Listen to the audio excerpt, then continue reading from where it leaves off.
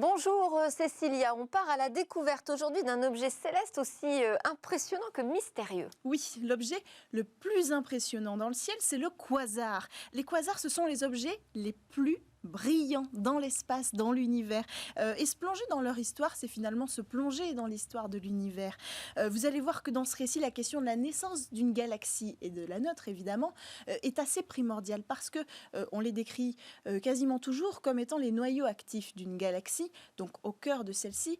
Et vous allez voir dans ce récit que c'est pas toujours si évident. Et qu'est-ce qu'un quasar? Vous prononcez on dit quasar, oui, exactement. Précisément. Qu'est-ce que c'est? Alors, c'est un trou noir supermassif. En fait, on en a déjà parlé sur ce plateau. Alors, un trou noir, c'est une région dans l'espace, c'est vrai, où la matière est si concentrée que même la lumière ne peut s'en échapper. Alors, vous allez me dire, c'est bizarre. Vous venez de dire que c'était très lumineux. C'est plus lumineux. Je m'explique. Il y a deux types de trous noirs. Les trous noirs éteints, comme celui qu'on a vu au début de l'image, et les trous noirs qui deviennent actifs une fois qu'ils attrapent de la matière autour d'eux. Au cœur de la Voie lactée, par exemple, c'est un trou noir éteint. Eh bien, ces trous noirs encore en activité, ils sont entourés de lumière. On le voit sur les images. Et ils doivent cette lumière à la matière qui tourne et qui tombe au fond du trou. Et plus le trou noir est puissant, plus il y a de matière qui va être ingurgité, si j'ose dire, par cet objet, et plus il va être lumineux. C'est pas qu'il émet de la lumière, c'est que ce qui se passe, le phénomène qui se passe autour de lui, émet de la lumière. C'est la force de friction qui est engendrée par le frottement du gaz, des particules de la matière, qui va créer d'énormes chaleurs et donc de la lumière. Le plus lumineux d'entre eux, de ces trous noirs supermassifs, eh bien, c'est le quasar qu'on va retrouver. Certains sont des milliers de fois plus lumineux que notre propre galaxie, la Voie lactée. Alors, pour ceux déjà observés, ils ont entre 1 et 13 milliards d'années-lumière. C'est énorme. C'est ce qui fait aussi que c'est assez épatant. On les voit à l'œil nu, dans le ciel. Et si on les voit à l'œil nu dans le ciel, c'est parce qu'ils sont assez lumineux pour, à 13 milliards d'années-lumière de nous, nous éclairer. Alors, ces quasars, on appelle ça quasar. Pourquoi ? Parce que c'est la contraction de quasi-stellar en anglais, donc quasi-stellaire, mais on a gardé la façon dans l'usage de le prononcer à l'anglaise. D'accord. Alors, on a vu des images, j'imagine que vous en avez préparé d'autres. Oui. Vous allez pouvoir nous les décrire? Oui. Alors, en fait, ce que vous voyez à l'image, c'est, vous allez le voir, la forme d'un trou noir qui va s'afficher. Et donc, on va distinguer le disque d'accrétion. C'est ce que vous voyez en orange sur les images tout autour. Ça, c'est les résidus des planètes, des étoiles, des gaz qui se sont effondrés à l'intérieur du trou noir. Et puis, le plus marquant, ce sont ces jets qu'on voit apparaître, sortir, qui sont expulsés du disque d'accrétion par les lignes de champ magnétique du trou noir. Eux, ils atteignent une vitesse proche de celle de la lumière. C'est assez incroyable. Et comment est-ce qu'on les observe? Alors, grâce à la radiotélescope, la radiotélescopie, il existe un indicateur de la vitesse d'éloignement d'une galaxie. Ça s'appelle le redshift. C'est un décalage vers le rouge, en fait. Donc, plus une galaxie est lointaine, plus la lumière met le temps à nous parvenir, plus la longueur d'onde va augmenter. Et donc, elle va se rapprocher du rouge. C'est aussi simple que ça. C'est un des principaux indicateurs aujourd'hui pour repérer un quasar. Comment les a-t-on découverts? Ça remonte à 1962, Delphine. On doit cette découverte à l'astronome Martin Schmitz, qui a pointé son télescope un jour vers une faible lumière bleutée. Et puis, ce qu'il prenait pour une étoile était en fait une des plus grandes découvertes, finalement, en astronomie du XXe siècle. Cet objet, situé à 1 milliard d'années-lumière, il rayonnait comme 1000 galaxies.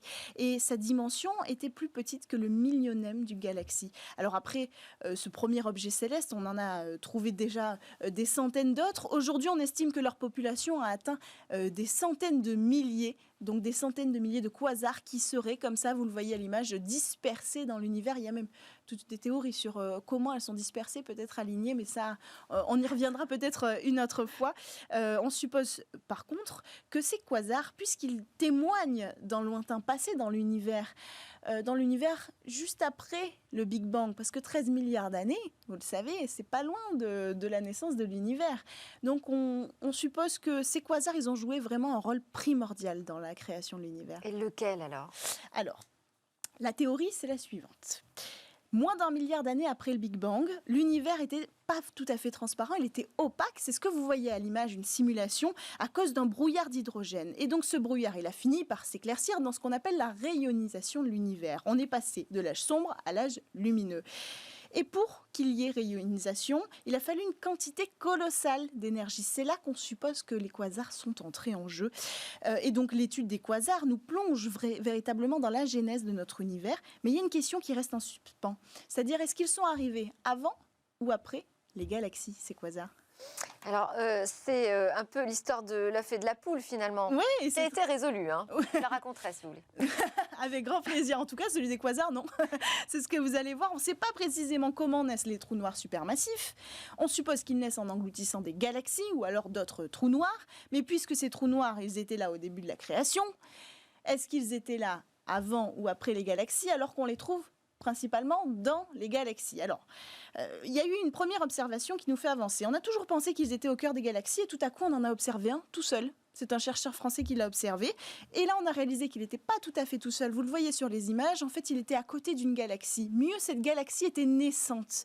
Et là, on se rend compte que le jet, qui va à la vitesse de la lumière du quasar, il est pointé sur la galaxie. Donc on se dit que peut-être il est en train de lui donner naissance lui-même avec son énergie extrêmement puissante qui se dégage de cet engloutissement de matière. Alors là, on se dit, bon, peut-être qu'on a trouvé et que c'est le quasar qui arrivait avant la galaxie. Et bim, nouvelle théorie en 2019. En fait, des chercheurs observent, et c'est assez inédit, des galaxies, des liners, c'est-à-dire des galaxies assez peu lumineuses. Et là, sous leurs yeux, en quelques mois, ils les ont vues se transformer en quasars.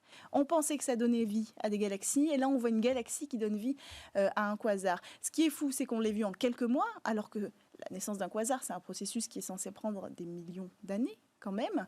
Donc, pourquoi on l'a vu à l'échelle humaine ?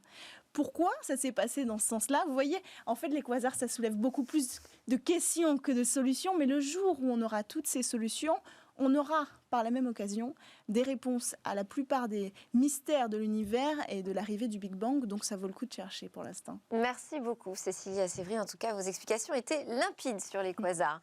Merci aussi à Nadi Bouana, directeur interministériel du numérique, de s'être prêté au jeu de la grande interview aujourd'hui. C'est l'heure du Lab où pitch les entreprises du numérique. Nous, on se retrouve mardi pour de nouvelles discussions sur la tech. En attendant, je vous souhaite un excellent week-end de Pâques.